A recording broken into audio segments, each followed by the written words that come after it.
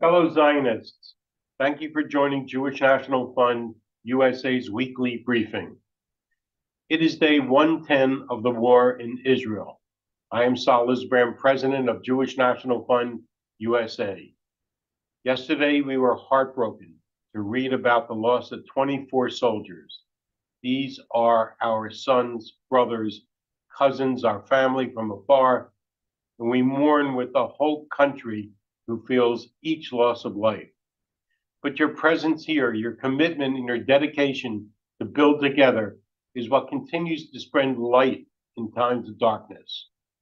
Our guest today is Mr. Yossi Cohen, who served as the 12th director of the Mossad, Israel's national intelligence agency.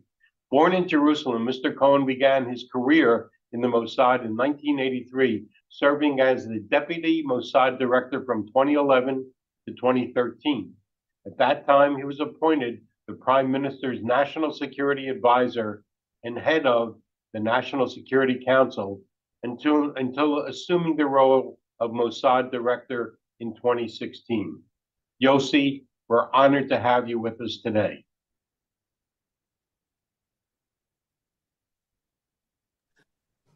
Thank you very much, Sol. It's an honor to be here, and thank you very much for this very important invitation. I know the JNF for quite a while. I've been working with you guys the last almost 3 years. I mean, from the minute that I've resigned from the Mossad, that was in the midst of 2021, in the middle of the year.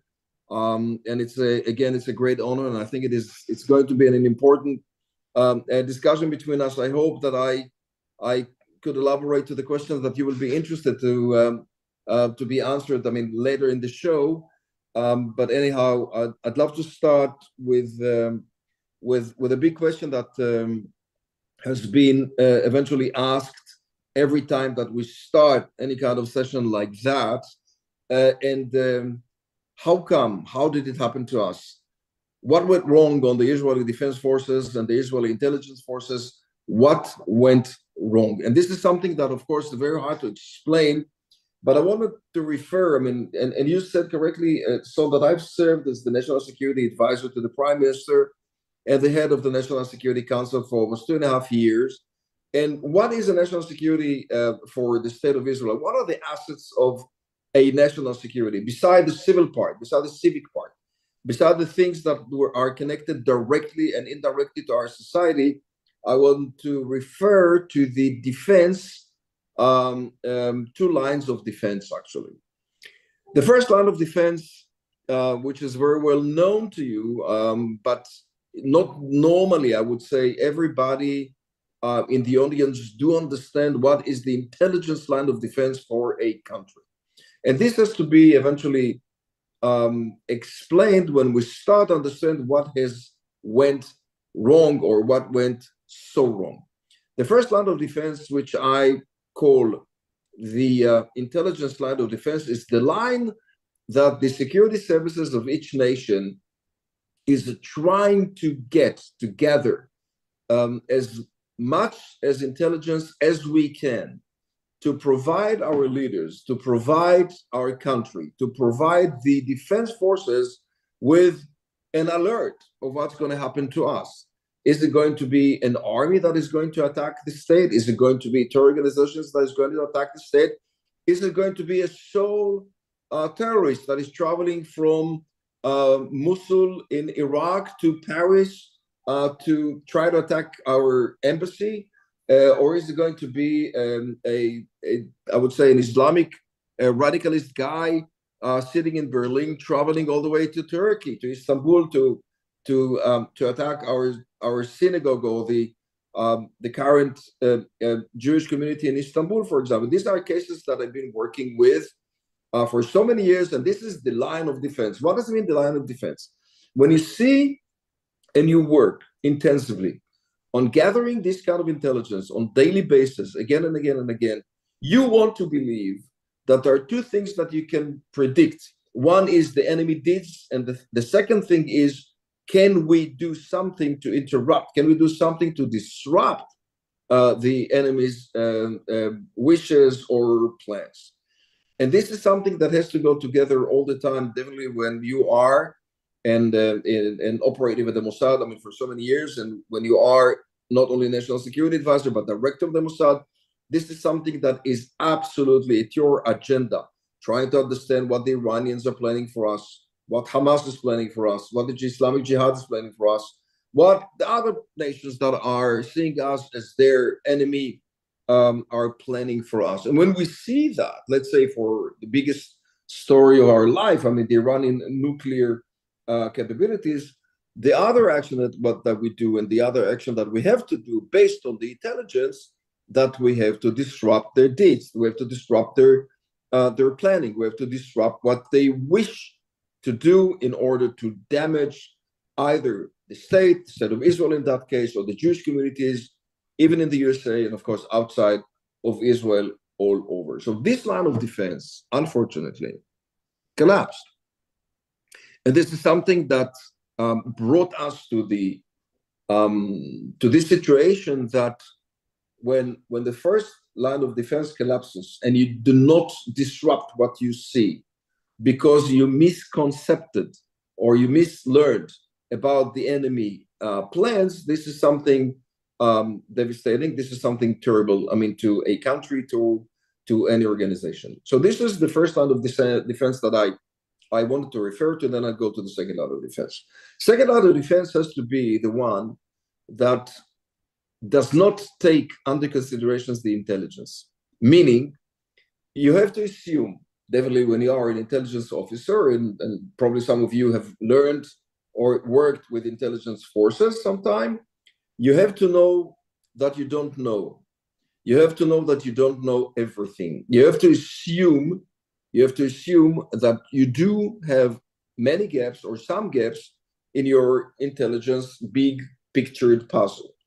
And therefore, you have to make sure that the second line of defense, which is the physical line of defense, i.e.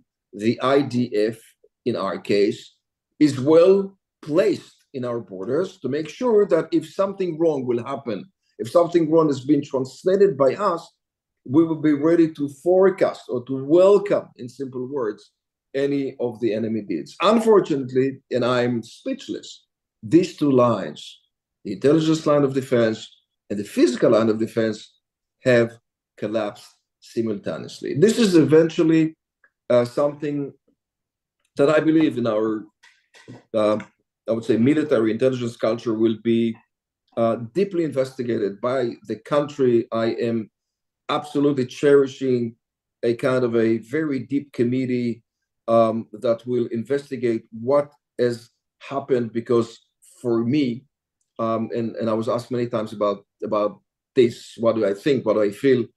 I'm shocked. I'm absolutely shocked, like I believe all Jewish people are and all Israelis are, that it was possible that these two lines have collapsed simultaneously and brought us to October 7th. Out of the 520 soldiers that we've lost, commanders, officers, I've lost two cousins too. One fighting in Kibbutz Be'eri, the same Saturday of the 7th itself, and another officer, one of my dearest cousins that we've lost inside Gaza Strip when his armored vehicle was attacked by an RPG.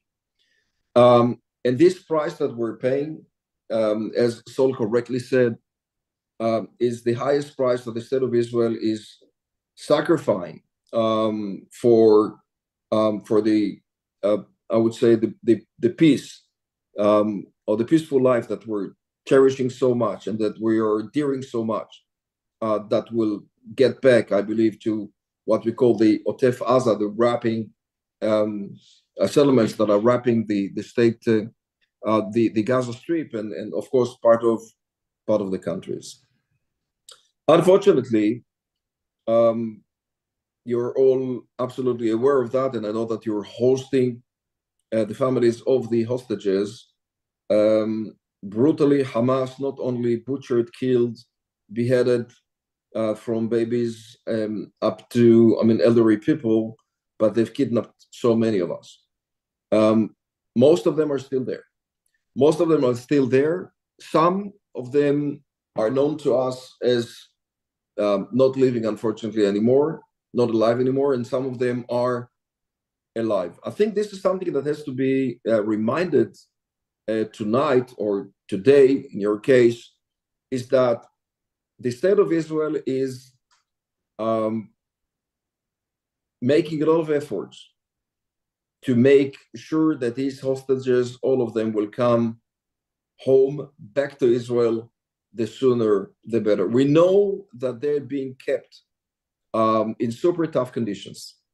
Winter has just started a few weeks ago. It's getting very cold, and I believe that in the tunnels that they're being kept in, the conditions are terrible. The only one thing that we do care about is that we will make sure that all hostages will be home and will be home soon. Today, sometime in the morning, I was interviewed by an Israeli radio, and I was asked, a lot of very tough and difficult questions. What's going to be the size of the giveaways that we have to forgive ourselves, or we have to trade, sorry to say, for the hostages? So, it's important to remember that on one hand, there is a moral Israel, there is a moral country, a liberal and our beautiful democracy, Islamic kicking. But on the other hand, we're dealing with a satanic, a terrible, horrifying terror organization.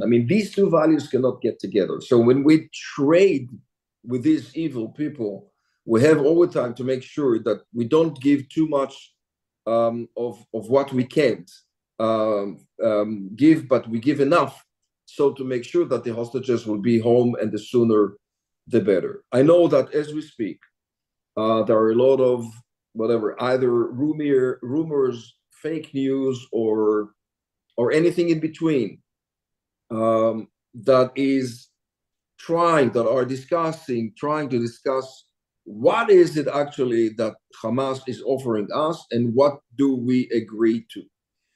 I'm not holding the details so far, and I believe that the fact that the country and a lot of the people that are dealing with it, from the prime minister to the cabinet, to the wars cabinet, and of course the head of the organization, Mossad, Shabak, and the intelligence of the army, the IDF intelligence forces, everybody's trying to deal with it based on our intelligence that we're holding about the hostages, is trying to get us the best deal ever. I emphasized again and again, even publicly, that this is, next to the war, is a target number one. We don't have target number 1 and 2. We have target one, number 1, target 1, number 2.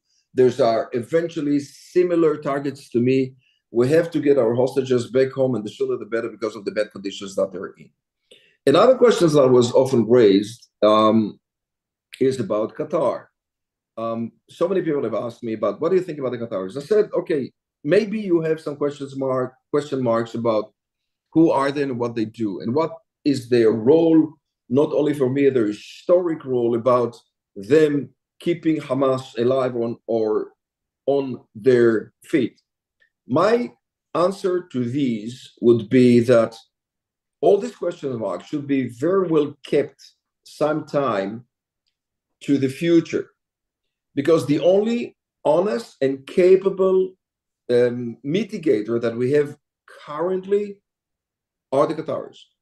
And if we were losing them, not to be part of what we so much need, it would be terrifying, terrible situation to even start negotiating in between another mitigator that I don't really believe that there is anyone without the Qataris. So to all the questions that are we dealing with the right person? Are we dealing with the right country? Is Qatar involved in terrorism or not? What do we do in American universities with the Qatari support? There are a bunch of questions that I truly believe that has to be eventually so very well kept or pushed into the future. We can do that absolutely later. And that was my honest and very deep concern from the beginning. What do we do, and how do we make sure that we do negotiate? We do negotiate for the sake of the hostages. And I found the Qataris, like all the time, every time in the past, very effective. I truly hope that we are building right now a kind of a reasonable deal that the country, I mean Israel, could accept, and that will bring our hostages back home. There's another thing that you're dealing with, and I can't thank you enough for your huge contribution as the people of JNF and the people that are active at this very important organization, is the future of the settlements around Gaza Strip. I know that you are deeply busy with the reconstruction of these settlements, and I take this opportunity to thank you for what you're doing the last dozens of years, and eventually from October 7th to make sure that these settlements will keep on creating life and the future. I think that it is the time to move on to the north with your permission, and this is something that has to be eventually discussed, because many questions will be raised about what do we do with Hezbollah. I mean, it's an organization that you probably know, that you've heard about, which is in a kind of a conflict on a different scale today, different than what it was in the past. Hezbollah is bigger, much bigger than Hamas by numbers, by military capabilities, by the numbers of rockets and precision-guided missiles and rockets that they're holding. We are trying, again, with American help. Amos Hochstein is working intensively to try to bring the Hezbollah back to the understandings that were at the end of what we call the Second Lebanon War in 2006. And this is the UN Decision 1701. I truly believe that if the state of Israel will eventually enter a full-scale, full-fledged conflict with Hezbollah, we will defeat Hezbollah, of course. I mean, the gaps in between their capacities and ours is huge. And I think that with not much fear, we can do and we conduct another intensive front with Hezbollah if decided. My recommendation would be not to do it right now, because I think that we're totally split in between so many efforts inside the state of Israel and, of course, in Gaza Strip. And because of the terrible situation that we are facing today, I would recommend my government, and so I did, to hold it and to try to get into diplomatic solution for that time. Again, do we have to treat Hezbollah sometime in the future? Do we have to defeat them sometime in the future? Do we have to make sure that they will cease to exist sometime in the future? The answer for all these questions is absolutely yes. But I'm not sure that this is the right time to do it, unless Hezbollah choose to escalate the existing conflict to a complete war. Then they will find our beautiful F-35s and other capabilities. And thank you very much, American citizens, for let us have this very important strategic armaments and capabilities to defeat our very bitter enemies in the northern part of the state. I want to refer to Iran by saying and stating that Iran is behind all this. Without the Iranian financial aid to the Islamic Jihad, to the Hamas, to the Hezbollah, to the Revolutionary Guards, which is part of the Iranian regime, all of that could not have eventually been either built or existing. And this is something that has to be remembered when on one ear we listen to how Iran is dangerous to the existence of the state of Israel, not now, but maybe sometime in the future when, well, I hope they will never get that, but if they will, unfortunately, decide to go into the nuclear bomb path, it is something that reminds us all the time, again, how dangerous Iran is. On the other ear, we hear, why don't we get another deal with Iran that eventually would lift off all American and international sanctions so we can have another deal that would stop them from acquiring a nuclear bomb. My humble opinion is, and it was for so for so long time, I'm sorry, is that we should always remember that Iran is not only dealing with nuclear stuff, which is eventually a dangerous thing to our existence again if they will acquire a nuclear bomb, but more than that, I think that Iran has to be treated as one of the most dangerous countries, not only to the state of Israel, but to the entire region. My friends from the Middle East, in Saudi Arabia, according to foreign reports, and to the others that we've signed already, the Abraham Accords, Iran is the first enemy too. Therefore, you see a lot of agreements and understandings in between these nations and the Iranians themselves, so to make sure that Iran will be pushed away from its motivation to harm them nations in the Gulf area too. But for us, Iran is not speaking to us, not directly and not indirectly. Therefore, the state of Israel should be all the time prepared, totally prepared to strike in Iran if Iran is eventually going to the military nuclear path, or to make sure in between us and our important allies, including the USA, that Iran will never be forgiven for what they are doing, mainly not to lift off the sanctions that were lifted when the JCPOA, the first Iranian nuclear deal, was signed. As an Israeli citizen, as a Jewish, the part of a Jewish family and country and nation, I think that we have faced a different threat and different level of brutality from Hamas on the 7th of October, but we've learned some good stuff too. We've learned that the Israeli society is super strong. We've learned that if not being split by the others, we're so united to defeat our enemies and to overcome all local problems that we had before that.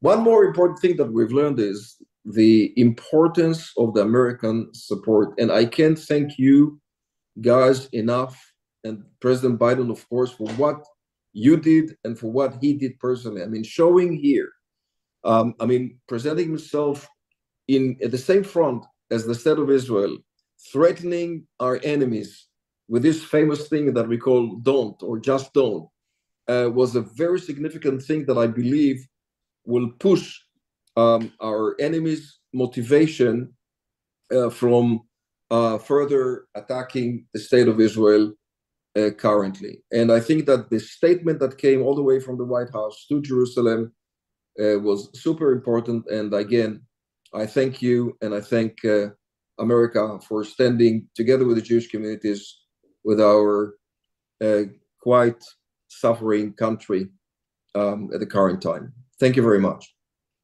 Yossi, first of all, thank you for what you do for our country in Israel. And, our condolences for the loss of your two cousins.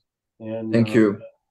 Obviously, to everyone who has had a loss and family member who's had a loss. I'll just end this by saying, first of all, thank you for your time. I know how busy you are, but, the JNF-USA is running these volunteer missions with overwhelming response. And everybody we speak to, the Israeli citizens, have such a spirit. It's incredible that the spirit they have in the time of war and ready to rebuild and go back. Are we just getting exposed to a limited number of people who have that spirit, or are you seeing that nationwide? I do see many people, and I'm working with the hostage families. I'm working with the army. I'm working with, try to work better with the financial institutions in Israel to make sure that our economy is okay, that our economy will survive all that. And I see it on the streets, and I see it with my family. There are tons of super optimistic motivation from within the Israeli society. The only one thing that I'm a little bit worried about, to tell the truth, Saul, is that it has to be maintained after the war. I mean, the last thing I want to see is what we saw last year. I mean, the beginning of 2023, that we had like kind of two Israeli blocks, I mean, from two good sides, okay, arguing each other to my understanding, to a dangerous level. And I believe that maybe this is another good thing that we see, that the Israeli society has a lot in it and could contribute from now on more and more to that sake. Well, again, thank you so much. We know how valuable your time is, and I hope we can call on you again to join us in one of our future Zooms. Pleasure. You may notice that many of us at JNF-USA are using a special background with a piece of masking tape noting 110 days. Of course I do. Yeah, well, this unfortunately we have to interview now that's really a tough one for all of us. 110 days ago, Rachel Goldberg-Polin's son, Hersh, was stolen from her, along with hundreds of hostages. 110 days later, we are in the United States and we in Israel continue to demand the return of more than 130 hostages being held in captivity in Gaza. Rachel wears this piece of masking tape daily, inspiring followers of Bring Hersh Home to do the same, to raise awareness of this injustice, and with the hope that we will not have to replace this piece of masking tape tomorrow with the number 111. Rachel, thank you so much for joining us. We embrace you. We hold you, Hersh, and all the families waiting for their loved ones in our hearts and minds. Rachel? Thank you. Thank you so much for having me. I feel very grateful that so many people are interested in hearing about Hersh and about the situation that's going on. I don't know how. Would you like me to kind of tell you what happened to Hersh? I'm not sure who's familiar with what. Give me some guidance of what you think would be best. Wouldn't mind, Rachel, giving us a little background, how you learned about it, and if you can bring us as much up to date as you can. Sure. So just to give you quick background, my husband, John Polin, and I are both born and raised in Chicago, big JNF families with our little blue boxes, as part of our childhoods. Hersh was born in Berkeley, California, where we lived until he was 4, and we had a daughter there named Libby also. Libby's now 20 years old, and we moved to Richmond, Virginia, where we were for 4 years. In the summer before Hersh turned 8, we moved to Israel, and we had a second daughter before we moved to Israel. So we have 3 kids. We have Hersh, who turned 23 on October 3rd, and we have Libby, who's 20, and Orly, who's 18. So on the night of October 6th, the 5 of us, our family, went to synagogue for, normally on Friday nights we go to synagogue, and also because it was Simchat Torah, we went to synagogue. We all danced with the Torah. We went to friends of ours for Shabbat dinner afterwards. Hersh had just returned from 9 weeks of travel in Europe, where he had attended 6 different music festivals in 6 different countries. So everyone at Shul, at Beit Knesset, at synagogue, was very excited to see him and hear about his adventures. And he had said to us before we left for synagogue, "Tonight I'm going to go camping with one of my friends." So he had brought his camping backpack to synagogue and then to Shabbat dinner afterwards. And at 11 o'clock in the evening on the 6th, he kissed me, he kissed John, He even hugged the hostess, which I noted and thought, what a good boy. And he turned around in the doorway and said, "Love you, see you tomorrow." And that was 110 days ago. And the next morning, early the next morning at 7:30, my husband John left for synagogue. I was still in the kitchen having a cup of tea. And right around 8 o'clock in the morning, I started to hear the first bomb sirens in Jerusalem, which is unusual for us. So I went down and woke up my two daughters, and we got into our bomb shelter that's in our apartment. And we waited the 10 minutes that you're supposed to wait in that situation. And if you don't hear anything, you don't hear an explosion, then you can come out after 10 minutes, which we did. Now, normally on Shabbat, I don't use my phone. So my phone wasn't on. And I knew that the boys, that Hersh and his best friend, On-Air Shapira, were camping out somewhere. And I knew rockets were falling somewhere. So I said, this is a matter of life or death. I'm turning on my phone to find out where the boys are. And it was 8:23 when I turned on my phone, and two WhatsApps, two texts popped up from 8:11. So I had just missed them by, 11, 12 minutes. One text said, "I love you," and the next text said, "I'm sorry." So I immediately, as any parent on this call knows, or think of your mother, my throat closed and my stomach clenched up, and I tried to call him back right away, and just rang and rang. And I messaged him, "Are you okay? Let me know you're okay. I'm leaving my phone on. Let me know you're okay." And of course, those messages were never answered or seen. And what we came to find out is that when the massacre started, Hersh and Honor were at the Nova Music Festival. On-Air was a talented musician, lyricist, singer, and Hersh, as I mentioned before, was very passionate about music festivals and had just returned from 6 different ones in 6 different countries. So it made sense that they had ended up there. And they tried to escape when the massacre started, which ended up killing 367 of those kids who were at that music festival. They escaped in a car initially with 2 other young people, but Hamas had lined the main road, and any cars that were coming toward them, they just shot everyone at point blank range with machine guns. So Hersh and the kids he was with made a U-turn and started to go south. But then there were a lot of rockets falling. So they ran out of the car into one of the roadside bomb shelters that are sprinkled throughout the South next to every one of the bus stops. And it turned out that 29 of those young kids from the music festival smashed into a bomb shelter that was 5 feet by 8 feet.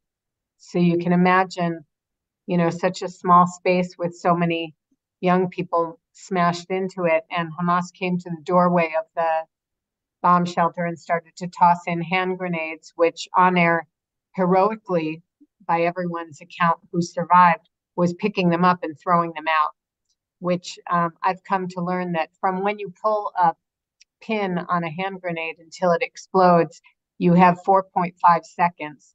So it really is a testament to his heroism that he was able to throw out 7, which there's dash cam coverage of that, that we have. And unfortunately, on the 8th one, it exploded while he was holding it and killed him. And then Hamas came to the doorway and was firing in. First, they fired in an RPG, and then they just came to the doorway and were spraying the room with machine gun fire. So most of those young people were dead right away. Some were in the process of dying, terribly wounded. And some lucky ones were trapped on the bottom of the dead bodies. And they were lucky because they were able to pretend that they were dead. And it's from them that we got our initial reports that after the dust settled a few minutes, there was a lot of smoke, dust, and heat in the room from all the explosives. And then Hamas entered and at gunpoint ordered 3 young men who were clearly still alive but wounded and slumped against the wall to stand up. And when they stood up, that's when all of the people who were peeking out, we spoke to 4 of them. They said that Hersh's left arm from the elbow down had been blown off, that he had tied some sort of bandage or tourniquet around the stump that was his left arm. He, like we are both left-handed, so it was his dominant arm. And they were marched outside, these 3 boys, and they were put on a Hamas pickup truck which headed toward Gaza. And Hersh's last phone cell signal was detected at 10:25 in the morning, Shabbat morning, October 7th. And ironically, some of you, I'm sure, have heard the story that a week later we were being interviewed by Anderson Cooper on CNN. And at the end of the interview, he said, "You guys, I'm going to call you now." And we thought, why is he calling us? No one else has ever called us after an interview. And he waited till we were off the air and he called us and he said, "I have footage, video footage of Hersh's abduction," because he had been doing a documentary about the music festival. And he had gone down to where the festival was and was speaking to IDF soldiers who had come across a camera that had fallen off the helmet of one of the Hamas gunmen. And they shared the footage with Anderson Cooper, who shared it with us, which was very valuable for us because, as people know, when you have eyewitness testimony, but people are traumatized or people are from different viewpoints, they see different things. So to have the concrete evidence showing Hersh walking on his own 2 feet, not being dragged. I mean, he was at gunpoint, but he seemed, I'm sure he was shell-shocked and traumatized and, dazed, but he seems composed and he gets himself up on the truck. And when he turns to sit down is when you can very clearly see the stump where his left arm used to be, and the jagged bone sticking out. And that was 110 days ago. And since then, we know very, very, very little. Some of you have probably heard me say, I don't live where you live anymore. I live on a different planet, as you can sort of try to imagine. Even my dearest, closest friends and family say, "I can't imagine what you're going through." And I always say, "I can't imagine what I'm going through." It's an alternate universe, and it's very difficult to describe. And every morning when I wake up, I say, as soon as I open my eyes, I say for years, there's a one-line prayer that a lot of Jewish people traditionally say, thanking God for giving me back my soul and thanking God for having faith in me and giving me another day. And I always think that's such an interesting prayer to say, because we always talk about us having faith in God, but that first prayer of the day is saying, thank you for having faith in me. And then I say, now pretend to be a human. And I put on this costume to look like a person so that I can try to save him and try to save them. And if I do what I feel like doing, which is being in a ball on the floor, curled up in the fetal position, then I'm not very helpful to him or to anyone. So that's what we've been doing. We've been really blessed and lucky to have a team that showed up on the afternoon of October 7th and really haven't left us. We have a core team of 3 people who are with us every single day.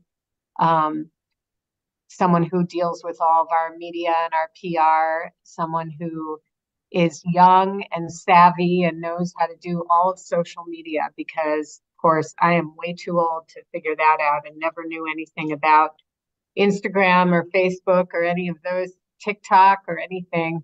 And that's been really important. And we have someone who's kind of like a chief of staff who, fields everything. But then we have a bunch of people who are just supportive, smart, capable, innovative, who are part of the team, who, work part-time with us. And we're on a mission, as anyone on this Zoom knows, you'll run to the end of the earth to save your people. For us, it's our son, it's our only son. I have a very special relationship with Hersh. He's the person that turned me into a mother, which is very different. Before Hersh, I was a woman, I was a daughter, I was a friend, I was a wife, but Hersh is the one that made me mother. So I'm happy to, take questions or tell you, what we've been focusing on or what we're focusing on now. What do you think would be helpful? So, Rachel, I've done a lot of these interviews, and I have to say, I think in this one I'm speechless, and that's not easy to do. But I will say that you have the backing of Jewish National Fund USA. When people say I can't imagine, that's an underestimate of trying to use the word can't imagine. But what is it that we can do? I know that there's social media. That we have a big cohort of people. We have a lot of talented people in social media and other areas. What is it that the JNF-USA family can do for you and your family? Well, I think we've been focusing sort of on two different tracks. One is advocacy, which is extremely important. I started wearing my number long ago, and then as the lead up came to day 100, I met with a group of young students who were visiting, university students who were visiting on day 88. And I got a question that I had never had in all these days of doing all these, challenging talks. He raised his hand and he said, "What can we do to ease your pain?" And no one had ever asked me that before. And it was very spontaneous. I hadn't thought about it. I said, "God forbid we get to day 100.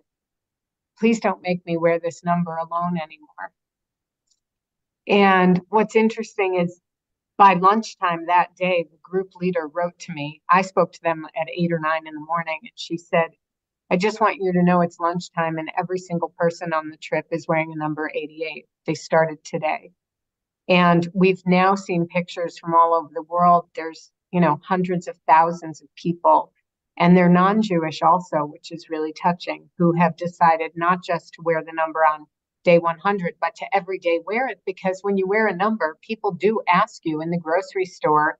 I have a friend who is going through breast cancer chemotherapy, and she just sent a selfie this morning of her having her treatment.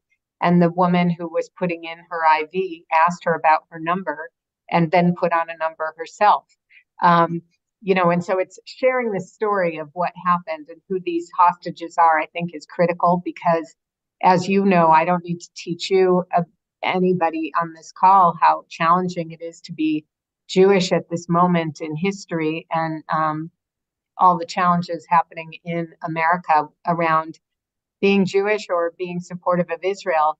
But I think what gets lost in that shuffle is that this cohort of hostages is a microcosm of humanity. There are still people representing almost 20 different nations.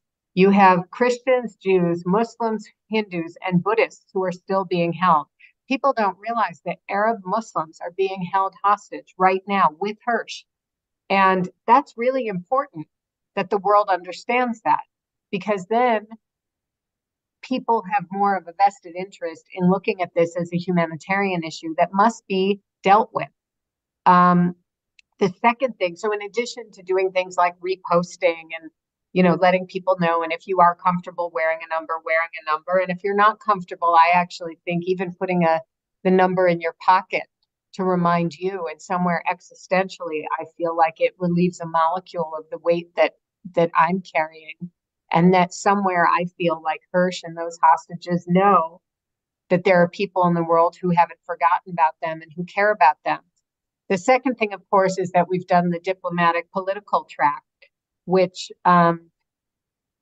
we've spoken to everyone. I mean, we've spoken to President Biden, Anthony Blinken many times. We've spoken to over 50 senators. We've spoken to 7 governors. We've spoken to many, across the political spectrum. We've had a lot of support, especially, I will say, I feel very proud and grateful and blessed to be American.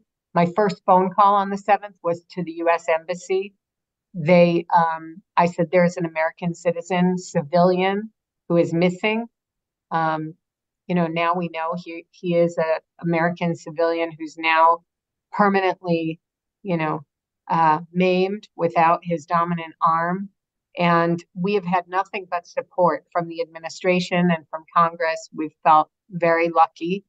But there are other players involved, as you all know. We've spoken to people in the Qatari government who have been trying to be helpful. Look, they are who we have. The Egyptians also, they are who we have. Like, we will talk to anyone. And you are all close with people. I can't say all of you, but I'm sure many of you on this call are close with people in the Israeli war cabinet. And that's very important. The reality is, I grew up in a family that was not religiously observant, but my mother always said to me, it was a very Zionist family. It was a very Jewish valued family. And I remember my mother saying to me, in Judaism, we respect life so much that you can break everything in the Bible, which actually is not true, but she used to call the Torah the Bible. She said you could break almost every rule in the Bible in order to save a life. That's who we are. And we pride ourselves on that. We pride ourselves that we find life precious. And so the price will be great to get these 136 people back. But that's who we are. And if we want to continue to say that we value life, and we want to continue to say that we value the idea that I will not stand idly by while my fellow's blood flows, we have an obligation to save these people who we failed. It was a fail. Everyone we've spoken to in Israel has said they feel terrible. October 7th, a terrible thing happened to us, and we were not able to protect our citizens. These people were dragged from their beds. These kids from the music festival, these like crunchy granola hippie kids, were dragged from this music festival. We have a chance to right that now, and we have a moral obligation, a Jewish obligation to do that. And I think as a nation, we have an obligation to do that. And I think as American Jews, if you believe that, I don't want to say what you should believe whatever you believe, but if you believe that, you should advocate and let your representatives here know that. If you have connections to people in the war cabinet, in the Israeli government, you should let them know that you support that idea, that we know it's going to be precious and dear. That's who we are. And we should be proud of that our people are not expendable, that we're not going to forget about Kfir Bibas, who's 1 year old. And we're not going to forget about Oded Lifshitz, who's 85 years old. And we're not going to forget about the 40 kids who were at this music festival who tragically, they say now that those young women who are still there are probably all pregnant. We owe it to them to get them home. And we have to do whatever we can to get them home. And so I think that calling your local representatives in America is also effective. We know we have their support. And what's been great is that the senators we have spoken to, there's been all of these congressional delegations that have come to Israel, and they are always bipartisan, and they are always united in saying, we are, when Lindsey Graham gets up in a room with us and puts his arm around a very progressive Democratic senator and says, we are together in this. Nobody wants to see, there's still 6 Americans presumed to be alive. Hersh is one of them. We know that 2 have died in captivity. When these congressional delegations come and they are mixed and they say, there's no mixed about our feelings on this. Every single one of us is united, and we are going to work together to get our American brethren home and everyone there home. which is really also a beautiful American value, that these are human beings and it's our duty as human beings to them. So, Rachel, thank you for your inspirational words. You can count on the JNF-USA in any way. We'll follow your lead and what you suggested. Please don't hesitate to reach out to us. We're here for you. We have as you mentioned, cohort. We have a large cohort in the United States, and we'll do whatever we can. So thanks so much for your time, and our prayers are with you. Thank you so much. I hope next time you all see me, Hersh is next to me, and you can follow us on all social channels that bring Hersh home. Thank you so much, and we will do that. So before I end, there's a couple of things that just came in that I want to read. First of all, in a little change of mood, I'm happy and proud to share that just over an hour ago, 40 students arrived safe and sound in Israel to begin their semester at JNF-USA's Alexander Muss High School in Israel. I'm even more proud to share that our great niece is one of those students ready to embark on that journey of a lifetime. We're grateful to our team here in the U.S. and Israel for working with these dedicated Zionist families to make the semester a reality. What a joy it is to say that AMHSI once again has students making code, making Israel their home, and we look forward to sharing more about the journey and time that they are having in Israel. There's one last thing that I am going to read before I close out. And 35-year-old Elkanah Weisel, a married father of 4, was one of the Israeli soldiers killed in Gaza yesterday. He left his family a letter, and it reads as follows. If you are reading these words, something must have happened to me. First, in the event that I have been taken captive, I demand that no deal for the release of a single terrorist be made for my release. Our resounding victory is more important than anything else. So please simply continue putting all of your effort into ensuring that our victory is as resounding as possible. Perhaps I have been killed in battle. When a soldier is killed in battle, it's sad. But I ask you to be happy. Don't be sad when you bid farewell to me. Sing a lot. Enter people's hearts. Hold one another's hands and strengthen one another. We have so much to be proud of and be happy about. We are a generation of redemption. We are writing the most significant moments in the history of the nation and of our entire world. So I ask you to please be optimistic. Please always choosing life, a life of love, hope, purity, and optimism.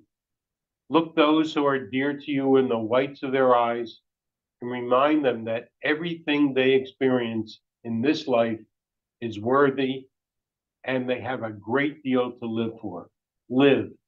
Don't stop the power of life, even for a single moment. I was already wounded in Operation Protective Edge. I had the option of staying behind, but not for a moment do I regret my decision to go back into combat. On the contrary, it's the best decision I ever made. Sent from my iPad. So that was something that was passed on to us. So thank you everyone for joining us. Our next weekly briefing will be 1 week from today, Wednesday, January 31st at this time and at the same Zoom address. Don't forget to visit jnf.org/volunteeril to sign up for one of our incredible upcoming volunteer missions. For those who will be in Florida next month, please consider joining us for our annual Winter Connection events taking place in Boca Raton. Our signature event is on Thursday, February 8th, which is a brunch for all donors, or as we call you, partners, making a minimum gift distribution of $1,800 to our annual campaign.